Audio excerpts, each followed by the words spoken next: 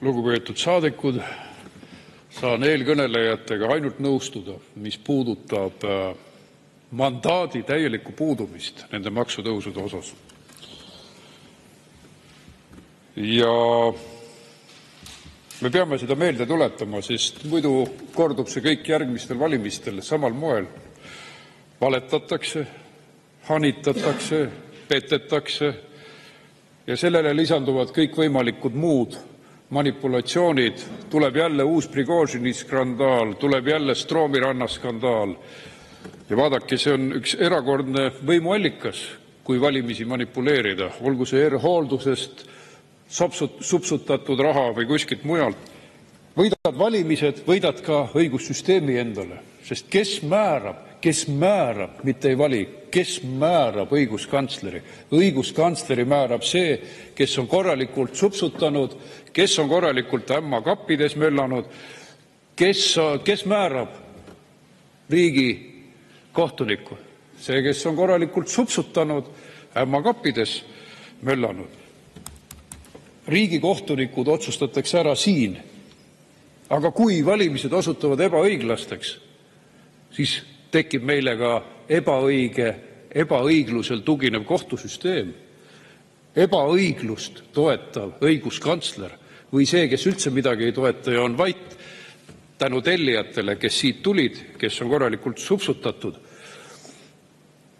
Samamoodi riigikohtunikud. Kui valimiste ajal petta, valetada, siis on võimalik saada riigikohtust ideoloogiliselt sobiv tellimus. See on siis näide sellest, kuidas Eesti riiki on pikalt valitsetud. Piisab ühest Prigožini skandaalist ja valimised on taskus. Piisab e-valimistest ja valimised on taskus. Kontrollimatutest e-valimistest. Nii et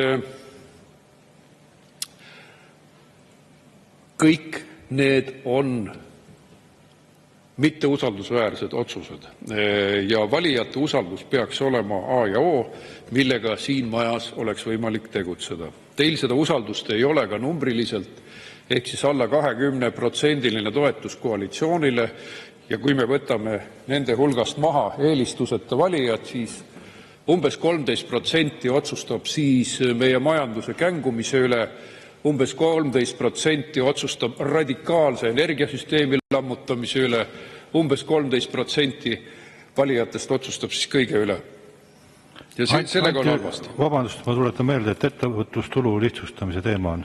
Et 645 SE. Aitäh meelde tuletamast ja ma küsin lisaaega, aga mina räägin sellest. 3 minutit lisaks. Mina räägin sellest, kuidas teil puudub igasugune mandaat maksutõusudeks. Ja see ongi kõige olulisem. Te tulete meile jälle maksutõusudega siia ja teil ei ole mitte mingit usaldust, eriti kurvad lood on Eesti 200-ga. Teil ei ole mingisugust õigust üldse valitsuses istuda, sest teie oma valijad ei toeta teid. Te olete kaotanud täielikult oma enda valijate usaldust. Et usalduse puudusel te ei saa tegelikult ühtegi sammu astuda ja te peaksite laiali minema. Nii lihtne see ongi.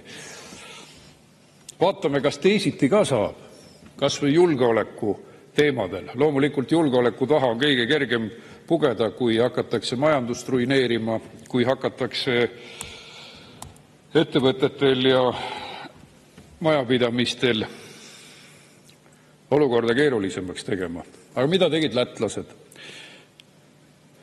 Lätlased peaksid meile igas mõttes eeskujuks olema, nii läti keele positsiooni kindlustamise osas, Rail Balticu rahade raiskamise tõkestamise teemal kui maksupoliitika teemal. Nimelt teatas Läti, et ta ei plaani kaitsekulude tõstmist maksutõusudega katta. Selle asemel asutavad lätlased kaitse- ja julgeolekufondi, emiteerides miljardi eest valitsuse 5-aastaseid võlakirju ja peaminister lubas, et erinevalt Eestist maksud ei tõuse. See on oma rahvalt laenamine, mis on kõige mõistlikum, sest ka meie eelmine riigi võlakirjade emiteerimine oli väga edukas ja suurema osa ostsid sellest emissioonist ära Eesti kodanikud. Ja kui Eesti kodanikud teenivad sellega intressi, siis on ju see väga tervitatav. selle asemel, et välispankadele raha pumbata.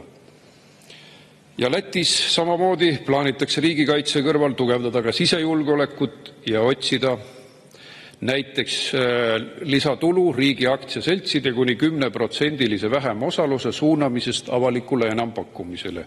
Ka nende firmade puhul, mille erastamine ei ole seni läbi läinud. Ja lisaks on meil idee kaasata kaitseinvesteeringutesse erakapitali PPP projektide kaudu. Ja esimene suurem ühisprojekt on Kekava ümbersõit, millega kõik pidavat olema rahul. Seda mudelit oleme me ka Ratase valitsuse ajal välja pakkunud ja minu meelest võiks sellega edasi minna. Ja julgeolekumaks, millest on juttu olnud, see on nii laiali puistatud, et keegi ei saa ju aru, kuhu see raha läheb. Ehk siis kaitsefondi puhul oleks asi selgem, arusaadavam. Ja muidugi lihtne majandusteooria, et lõputult ei saa makse tõsta sellepärast, et siis ei hakka maksud laekuma. Ja see on probleem ka julgeoleku mõttes, sest me võime ju protsendi määrata 5, aga kui raha laekub kogu aeg vähem, ettevõtted on kehvas seisus, siis see päris rahas lõppsumma ei saa olema sugugi nii suur, nagu me maksutuludest oletame. Ja seda on nii paljud riigid läbi käinud, et kes muudkui keeravad makse peale, lõpuks ollaksegi ikkagi kitsikuses, sest ettevõtted panevad maksud kinni, ettevõtted hakkavad Eestist ära kolima, ettevõtjad hakkavad Eestist ära kolima.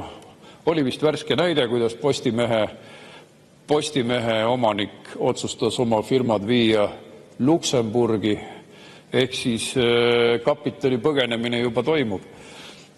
Aga muidugi, kui need, kes räägivad enda patriotismist, nagu Postimehe suuromanik, võiksid ju päriselt ka Eestis maksu maksta.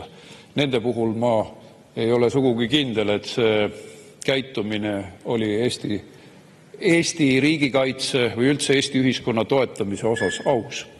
Et mõtleme ka seda, kuidas pankadelt saada maksud kätte ja kuidas suurfirmad peaksid ka panustama Eesti kaitsevõime tõstmisse rohkem. Aitäh! Aitäh!